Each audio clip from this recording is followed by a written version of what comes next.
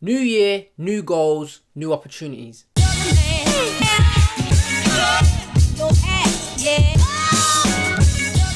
What's poppin', people? It's your boy the Beast of Ecom, and I am back with the first video of 2019, but still dropping nothing but you already know, value bombs. So we're officially in 2019. First and foremost, I hope you all had a fantastic Christmas and New Year, but break time is over. It's now time to crush 2019. So in today's video, I wanted to talk about some of the main strategy changes that you need to be making to help you still crush it and stay competitive in 2019. Year on year, things with dropshipping and Facebook ads have changed, and this year is probably going to be no different. So things that worked in 2017 didn't work in 2018, and things that worked last year may not work in this year. So what are the main changes and things that you need to be aware of for this year? Well, I'm going to talk about all of those different things in this video. So of course, if you get some value from it, make sure you of course like, comment, and make sure you smash that subscribe button along with hitting that notification bell as well, so that you stay up to date with all of my latest content. Make sure of course you stay to the end as well, watch all of the video, consume, and most importantly,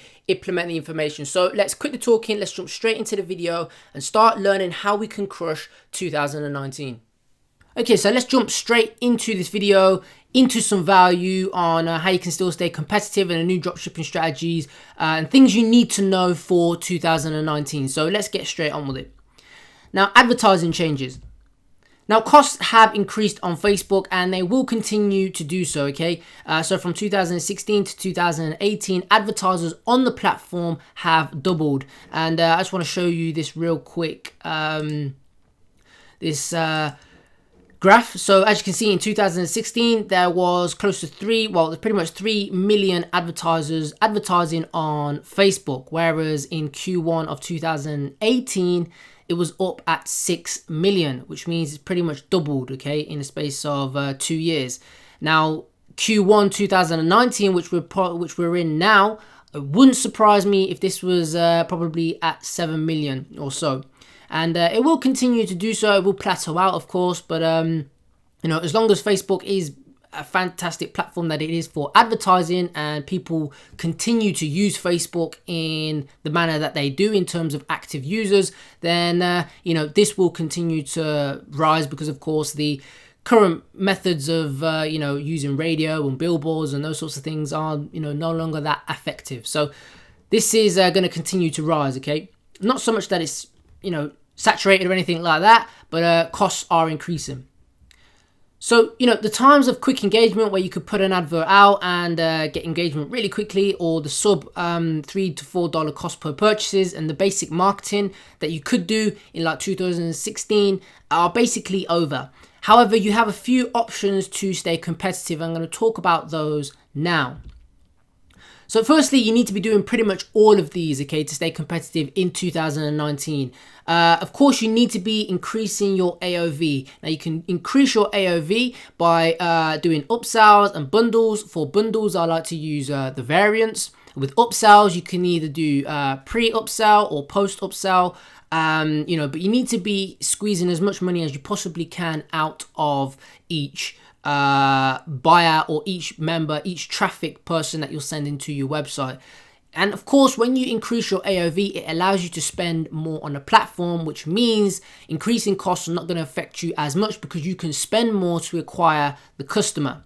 Now, another thing that you can do, which is I'm very much a victim of not doing this more often than I should, but negotiating better prices from your suppliers, okay? Remember, if a supplier gives you a price to start off with, when you start spending more money or you're starting to scale the product, okay, your supplier can get that product from the manufacturer, whatever it may be, because they're buying more in bulk, and give you a better price. Okay, so one thing that you can do, and I have put out another video of how you can find products using this VIP link, but you can ask your supplier for a VIP link. Say, hey, you know, we're not selling 10 anymore, we're selling 50. Give me a better price. You know, I want a better price than what I'm paying right now. And again, I should do this probably more for the agents that I use. Sometimes I don't do it, or sometimes they can just give me the best price to start off with. But however, if you are scaling a product and doing more numbers, ask for a better price, because it's like buying houses. You don't make your money when you sell the house. You make the money when you buy the house, and you just compare that to buying products and suppliers. So try and negotiate better prices from your suppliers as best as you possibly can. And having two suppliers and playing them off against each other is a bonus, which I personally like to do with my agents. Now, another thing that you can do, which you need to be doing, okay, in 2019, is diversifying your traffic. Because as we've seen, there's going to be loads and loads of people keep still advertising on Facebook, and costs are increasing. Still profitable, of course, and you can still make absolute bank. And I will still be using Facebook throughout all of 2019. However, I will be diversifying my traffic. Now, what is the next source that I will be using to diversify my traffic? Well, it's Google ads, okay? Google shopping campaigns, Google search campaigns, and remarketing and stuff like that. So I'm no expert on Google ads. I don't claim to be. Facebook is my bread and butter. However, I have made some great results in Q4 using Google ads. You can see here in one of the campaigns, spent close to £2,800, which is about $3,000, generated £40,000 or dollars, whatever you want to call it. And the cost per conversion was around £6, which is probably about $8. And the ROAS there in that final column, which is conversion value divided by cost, was 14. Now, generally on Facebook, you're getting, generally on Facebook, you'll be getting 14 ROAS on like a retargeting campaign. And this wasn't a retargeting campaign. So Google ads, cost per clicks right about now, ROAS, the returns on Google ads, especially for dropshipping, because not many dropshippers, there's so much content out there in terms of using Facebook ads, but when it comes to Google ads, not many dropshippers, if you're dropshipping, are utilizing Google ads, and it is very much a fantastic place. So Google ads.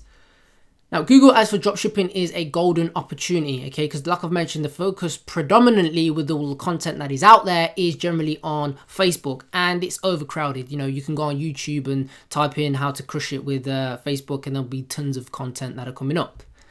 Now, if you have a winning product on Facebook, then you have to be setting up search campaigns for it on Google. You may be sitting on a gold mine. And like I said, your ROASs and return on investment and stuff like that for a Google search campaign may be profitable, and your cost per clicks will be a lot cheaper. Not necessarily depending on obviously the niche, the keyword, and all these sorts of things that you're selling in, but it's a no-brainer to not test. Okay, in 2019, it's a no-brainer not to test your winning products on Facebook with search campaigns for it on Google. Now, of course, with that being said, not just search campaigns, but Google shopping campaigns as well. Setting up, if you've got winning products, what you want to do is first and foremost is setting up a Google shopping campaign for all of your products. Okay, sort of like a campaign that has all of your products once you've set up your data feed, and then of course you may find that is spending, and potentially there may be a few products out there that are making sales. And what you can do then is move those winners into their own campaign and scale those ones up. Some products that you may not be able to sell that well on Facebook may work fantastic on Google, and it just gives you another traffic source to be able to sell.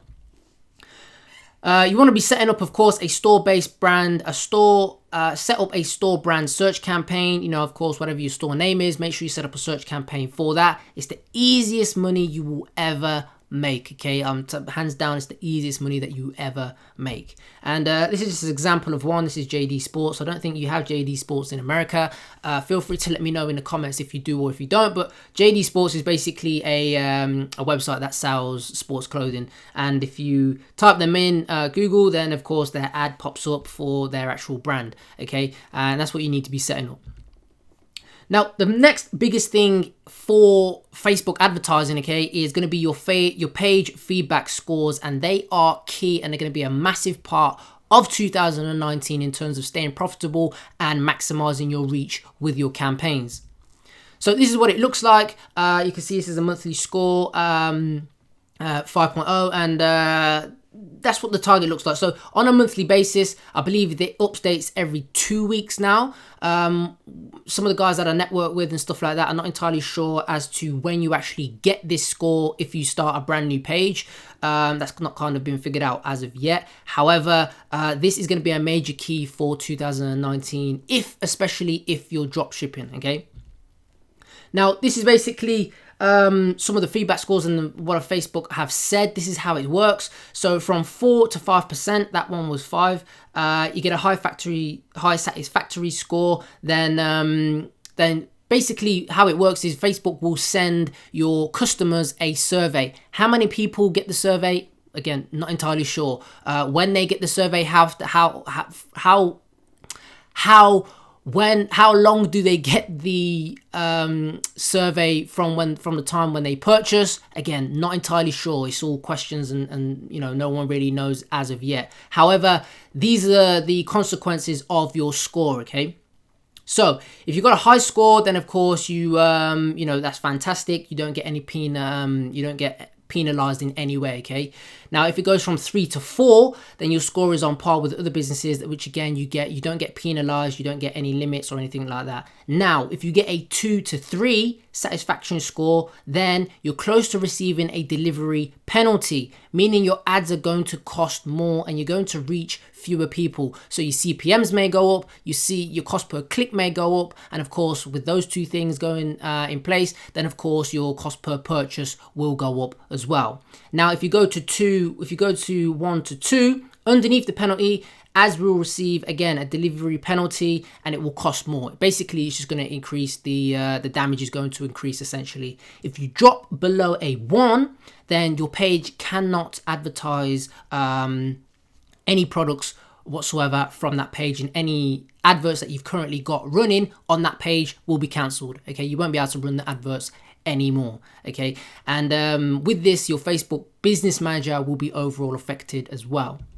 Now, feedback scores. So shitty products, long shipping times will get your page banned. Okay, it will get your page banned, and it can affect, as I mentioned, your whole Business Manager.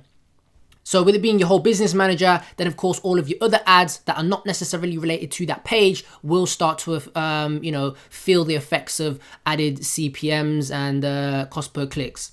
Now, how to combat or get great feedback scores? You need to move away from AliExpress. Now, how can you do that? A lot of people do ask me. First thing you need to do, of course, is ask your current supplier first. And this is the way how I find my first supplier and agent that I still use to this day, that I was crushing it with a product. I said, look, I want to move away from AliExpress. It makes sense for me. It makes sense for you, because they get charged on AliExpress as well. Let's take it away from AliExpress, and that trust was kind of already there. It builds up over time when you're scaling, but that is how I found my first agent. I've got a few now.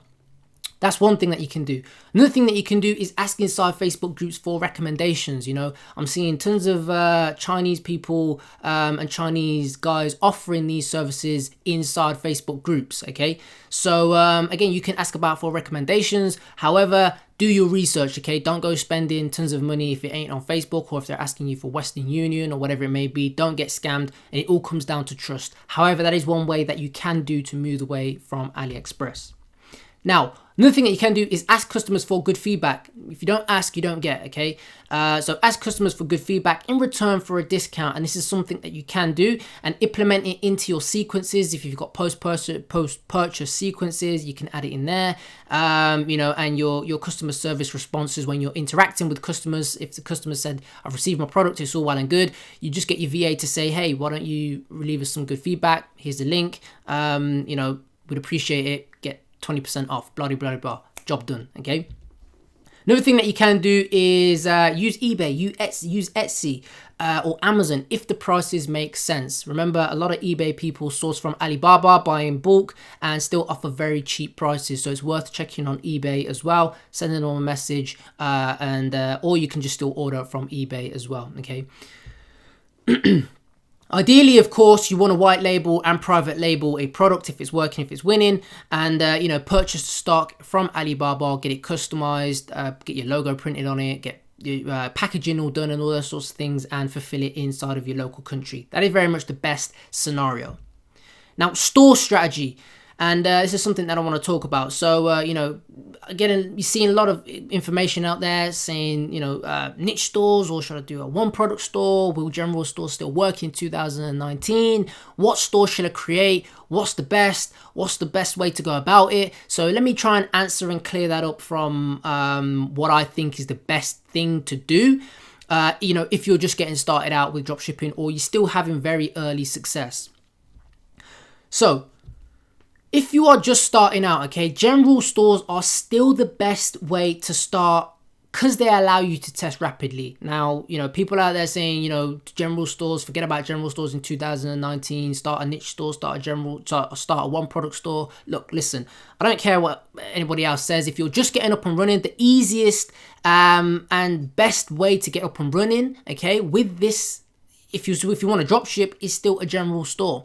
And I'm going to talk about why that is anyway, okay?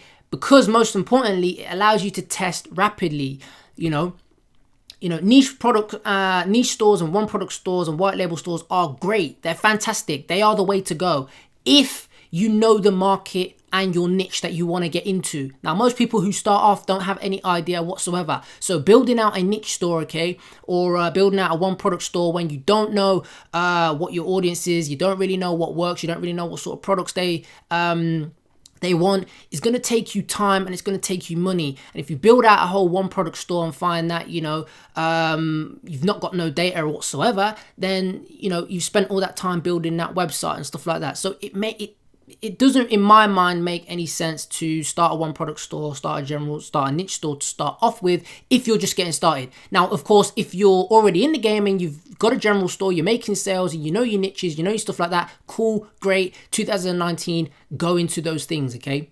What I'd like to say is let the niche and market find you, because with the general store, you'll be able to test loads of different things. You'll know, okay, these 3 niches I'm good at. I've got custom audience data now. I've got lookalike audiences. I can then transfer that into a white label brand, into a niche store, or into a one product store. Now, you have to have a heavy emphasis, of course, on branding. You want to be the Walmart and not the local corner store. And if I see 2 dropshipping stores that are, that are out there, you can tell generally some of the poor ones and some of the ones that actually take, have put an emphasis on their branding. Their logo looks cool. They've got trust badges. Their branding is just super slick. They make sure that their slideshows all look well and good and stuff like that. So you generally want to be the Walmart, the big brand. Over here we have like Tesco's, Asda, and those sorts of things, and not just that little local corner store. Okay, those are not the ones for 2019.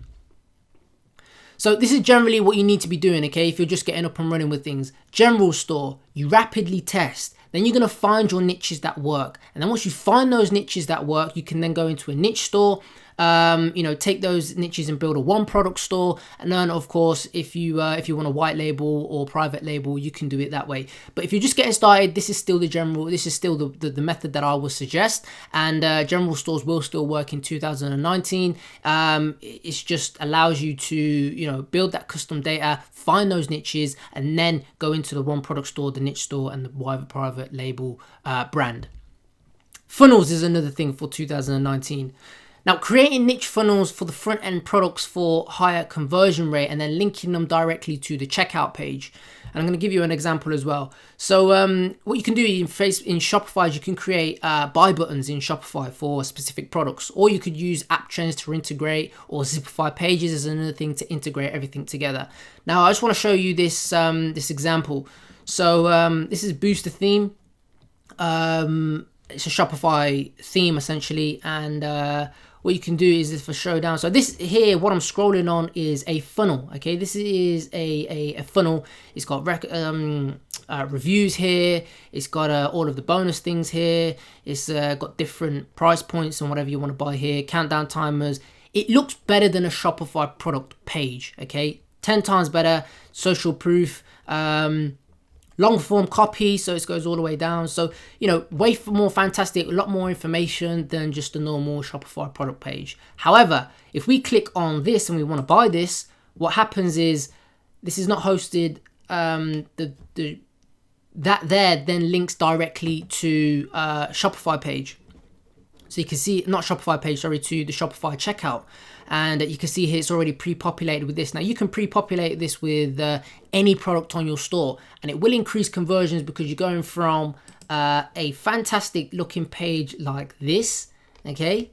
Like this, gives you more customization for your actual page, okay? Take away a lot of the clutter and just directly linking directly to the the product. Okay, there. Now if you was to go back and purchase this one here, the 5 licensed one, we can see again, pre-populated, price is already pre-populated. All the people got to do now is pop in their information in here, click complete order, and bang, Bob's your uncle, you know, job done. Okay, so that is a very effective way. Now you can then take what's working, okay, take these funnels and then build out your one product or niche store or white label store once you know it's working. And it goes back to what I've just mentioned. Now, you will, of course, have custom audiences, lookalike audiences that you can leverage. And that's the most important thing with a general store, is you're going to be building that data that you can transfer and use into your niche store, private stores, and one product stores. So this is generally what it's going to look like. You know, what it's going to look like. All we've done is just added in these funnels at the top. Okay, so we might be selling a cooking funnel product, a fishing product, a cleaning product, all going to our general store. We're rapidly testing, okay, different funnels. And then once we know what works, we find our niches. Then, of course, what happens is we build out our niche store. We build out our one product store, or we build out our private label store, okay? That is one thing that you need to be doing. Instead of starting with the one product store to start with, okay, or the niche store to start with when you've got no data, got no, you don't know what works. This is a much more efficient way to save money, of course, because if you're spending all this money testing on a niche store and you find out it don't work, and most importantly, time as well, because if you're building a niche store or one product store and find out it don't work, then you're gonna have to build something else or completely change it. So value bombs, I hope you got some value from this video, and I hope you all absolutely crush it in 2019. As usual, I hope you got some value from this video. If you did, please do like, comment, and of course, smash that subscribe button, and make sure you, of course, hit the notification bell as well, so that you stay up to date and you be the first to get notified whenever I drop a latest video. Someone watching this video will go on to absolutely crush it this year, and I hope that it is yourself, okay? But most importantly, you have to take action. Consuming videos, consuming information is all great, but if you don't ever take any action, then you're not going to make it. If you want to learn more from myself, then make sure you check out my free basic course down below, along with Ecom 2.0, which is my full course and more advanced course. Make sure you check both of those out. The link for that will be down below. Plus, I am giving away my free Facebook setup checklist, which is 100% free. The link for that will be down below as well. All you've got to do if you want to get your hands on that is you'll be sent to a messenger. All you got to do is send me a message with the word checklist. Send me the word with the message checklist, and I'll PM it directly to your inbox. Hit me up on Instagram, drop me a like, drop me a DM, drop me a follow, and we can try and connect on there. And make sure you jump in the free Facebook mastermind group as well. So that is it for this video. Again, 2019, I'm wishing you all of the best, and I'm going to be bringing out nothing but value bombs, as I always do this year, to help you guys absolutely crush it with e-commerce. So take care, and I'll see you later. Yeah.